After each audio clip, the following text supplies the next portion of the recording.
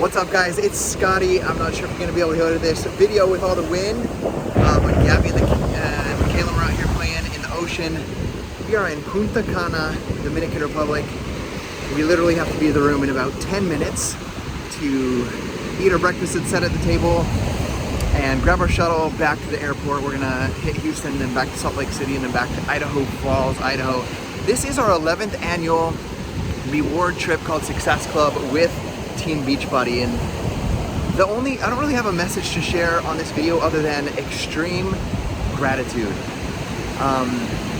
We had over 30 of our coaches here. We had maybe 50 or 60 that qualified that were just not ready to travel yet, had fears of, what if we get COVID and get quarantined and have to stay there and are not able to travel back to the States. But we had over 30 coaches here. And I share that it is extreme gratitude because it's been like 2 years since many of our coaches have had a live event. Like, fortunately, we've been able to do a ski retreat with some of our top leaders. There was a leadership retreat with some of the top leaders, but to have some of those coaches that started with us 2, 3, 4 years ago that haven't been able to go on a trip with Beachbody and really see what it is. And there's something magic that happens. The community is awesome, our bod groups are awesome, the programs are awesome. Our coaches are building their businesses and all that stuff. But when they come to an event, whether it's Summit or a reward trip like Success Club, it's just different. You get to hug people, you get to be around people, you get to go to dinner with people, you get to hang out at the beach with people, you sit around the pool, and it's that community and that friendship. And I made a funny reel last night on my Instagram. I'm pretty introverted, so